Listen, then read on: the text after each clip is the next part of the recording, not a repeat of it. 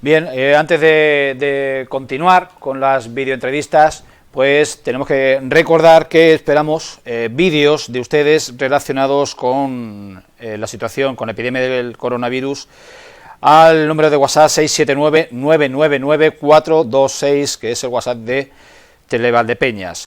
Bien, vamos a hablar con Mar Milla Sánchez. Ella es psicóloga, ella está en Ciudad Real y ciertamente teníamos que llevar a cabo este contacto porque nunca tanto como ahora, o muy pocas veces tanto como ahora, las personas, el común de las personas, estamos necesitados en mayor o menor medida de apoyo, ayuda psicológica. De hecho, en los hospitales improvisados que se están instalando en grandes ciudades, en nuestro país, en Madrid, el perfil del psicólogo está integrado en esa plantilla de emergencia que las autoridades están articulando. Primero saludarte, Mar, ¿qué tal? ¿Cómo estás? Y muchas gracias por acompañarnos esta tarde. Nada, muchas gracias a vosotros, yo estoy bien, sigo activa y como todo el mundo, intentando poner en marcha los recursos que tengo para llevarlo lo mejor posible, pero bien. Para empezar, ¿estás teletrabajando? Sí, yo sigo trabajando, sigo haciendo consultas vía Skype o vía otro tipo de conexión online. Hoy en día la psicología tenía mucho desarrollo en la atención psicológica vía online. Yo tenía ya compañeros y compañeras que el 50% de su atención era mediante esta modalidad. Hay también muchos estudios sobre los beneficios de hacer las consultas online. Y bueno, para mí no es la mejor opción, a mí me gusta más lo presencial, pero estoy descubriendo las consultas online. Y bueno, pues estoy aprendiendo mucho al mismo tiempo que las realizo y me están resultando muy interesantes. Seguramente esto sea un recurso positivo que saque de esta desgracia. Desde luego estamos convencidos, lo estamos pasando regular, tirando a mal, pero sí. Qué duda cabe que cuando el tiempo pase y veamos la situación actual con la perspectiva del tiempo pasado, alguna enseñanza positiva y alguna conclusión muy positiva de aprendizaje sí que sacaremos. Mar, te quería preguntar o te quería pedir que nos trasladases pautas básicas a tener en cuenta, pautas útiles para gestionar mejor la convivencia en casa en este tiempo indefinido de reclusión al que estamos obligados, sobre todo quienes tenemos hijos de mayor o menor edad. ¿Qué factores debemos de tener en cuenta en cada momento para que esa convivencia más larga que de costumbre y en circunstancias obligadas de reclusión debemos de tener en cuenta para que todo vaya sobre ruedas? Sí, tenemos unas circunstancias excepcionales. Yo creo que ninguno lo hemos vivido. Ni siquiera en estos periodos de vacaciones que son tan problemáticos para algunas familias, ni siquiera, ni de lejos es la reclusión en un mismo espacio de 24 horas al día del núcleo familiar, pues hace que a lo largo del día se puedan presentar muchas dificultades. Aquí en este caso lo que aconsejamos todos los psicólogos es lo que nos ancla a nuestra estabilidad emocional es tener rutinas, es tener unas rutinas y unos hábitos que nos engloben todo el día, que hagan que durante el día tengamos pocos periodos de tiempo donde no sabemos qué tenemos que hacer, y esta es la manera que nuestro cerebro va a regular las emociones.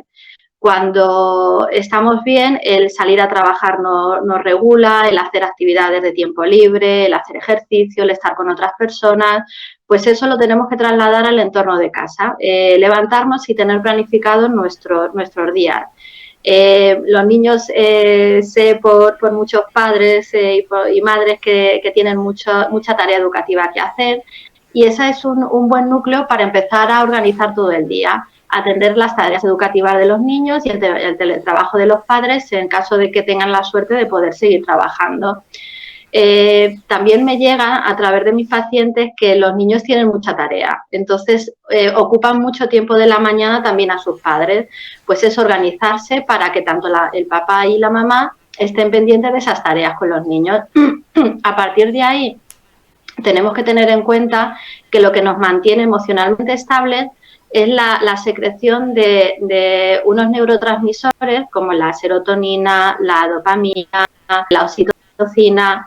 Esos neurotransmisores se suelen segregar, por ejemplo, el sol es una fuente de serotonina, el realizar actividades de ocio al aire libre es otra fuente de serotonina, el reírnos, el hacer deporte, pues para que nuestro cerebro funcione de la manera más parecida a como cuando nuestra vida era lo normal que era antes, pues tenemos que dedicar al día esos periodos igual que lo hacíamos antes, es decir, programar ejercicios al aire libre, programar ejercicios dentro de casa, programar videollamadas para poder estar en contacto con nuestros amigos, hacer en casa juegos de mesa, hacer lo que más nos gusta, la lectura, la escritura, aprovechar también a lo mejor para aprender algo que siempre hemos querido aprender, es decir, llenar el día con actividades que nos vayan haciendo sentir bien.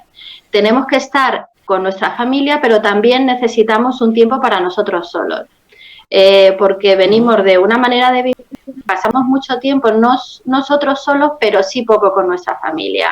Y ese espacio también lo necesitamos. Tenemos que programar actividades solos y actividades en familia. ¿Sí? Mar, segunda cuestión capital. Hay personas, sobre todo las que salimos a trabajar, hay personas que viven con auténtica angustia el riesgo, la amenaza del contagio. Le tienen un miedo atroz a la posibilidad de ser contagiado y tener que pasar la enfermedad. ¿Qué recomendaciones se les puede hacer a estas personas que viven con vértigo? El hecho de que puedan ser contagiados y que les pase lo mismo que a otras numerosas personas de su entorno.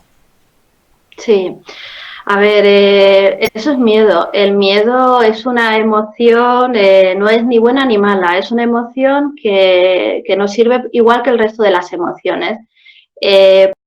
Para ayudar a nuestra supervivencia. El miedo es una emoción que es adaptativa.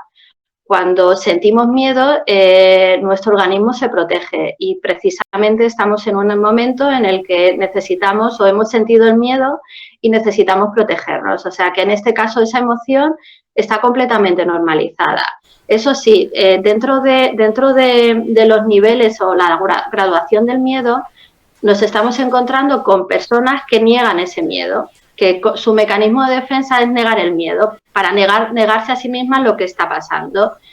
Y en este caso, ese miedo no es adaptativo porque los pone en peligro y pone en peligro al resto de la sociedad porque minimizan lo que está pasando y llevan a cabo conductas de riesgo, como salir demasiado a la calle o, bueno, pues lo estamos viendo continuamente, cómo se está denunciando a gente, cómo utilizamos la salida al supermercado para darnos paseos. Entonces esas personas que están desactivando el miedo de una manera desadaptativa nos están poniendo en peligro y se están poniendo en peligro ellos. Luego están las personas que tienen un miedo en exceso y las personas con un miedo normalizado dentro de un grado normal. Eso es lo más adaptativo, porque tiene el miedo suficiente para ponernos a salvo y además tienen control sobre ese miedo y sobre sus pensamientos. Las personas que se están desbordando en el miedo, bueno, también tiene cierto sentido, también es bastante normal, no lo vamos a patologizar porque estamos viviendo una situación muy crítica y de un nivel de estrés muy elevado, y tú lo has dicho. Son más las personas que están en contacto con la calle, donde está realmente el riesgo y en la situación de estrés, las que están recogiendo, sobrepasándose en los niveles de miedo. Realmente quiero transmitir que dentro de que el miedo es una emoción normal, el miedo también es una emoción que, aunque esté muy elevado su nivel de graduación, también se puede regular. La manera de regular el miedo es lo que he dicho anteriormente, llevar a cabo las rutinas del día a día. A veces el miedo resulta muy paralizador, muy paralizante. hace que nos bloqueemos y que no podamos llevar a cabo otras actividades y nos centremos o tengamos pensamientos recurrentes y lo que se llaman rumiaciones que giran en torno a los peligros que preveemos que podemos tener y que a veces no son reales. Entonces, lo que tienen que hacer esas personas, primero de todo, es ir a fuentes fidedignas de información. Yo aconsejo, no ya para las personas que están desbordadas por el miedo, sino para todo el mundo, que se vea muy poco la tele, vea las noticias, los programas de debate, las redes sociales, sino que, por ejemplo, se decida 2 momentos al día para consultar fuentes de información que sean fidedignas, que nos aporten realmente información valiosa y real sobre lo que está pasando, porque a veces recibimos mucha información y gran parte de esa información no es real y eso va nutriendo nuestro miedo. Vamos llenando la bolsita del miedo, la caja del miedo la vamos llenando.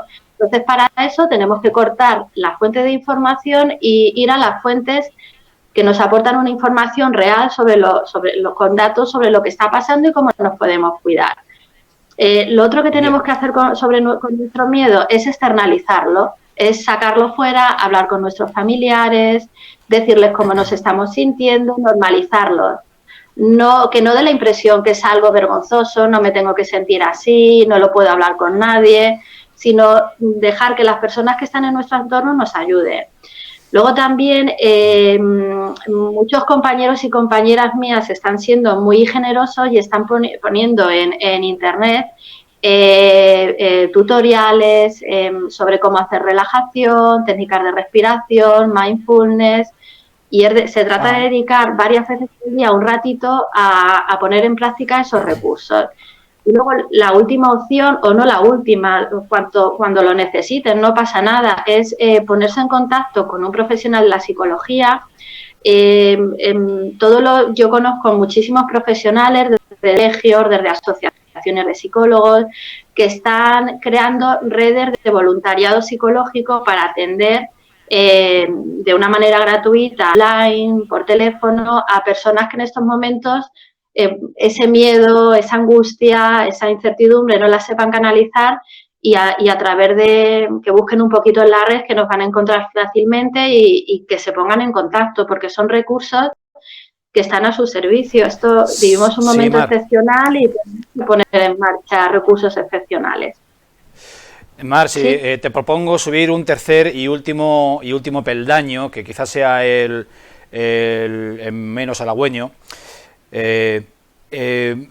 Seguimos en la senda del miedo. Imaginemos ahora pues a este pequeño autónomo que de la noche a la mañana se ve ante una perspectiva de posibilidad de no tener ingresos. Ha cesado su actividad, no sabe cuándo y ni cómo la va a poder reanudar y tiene que hacer frente, tiene que sacar adelante a la casa y a la familia.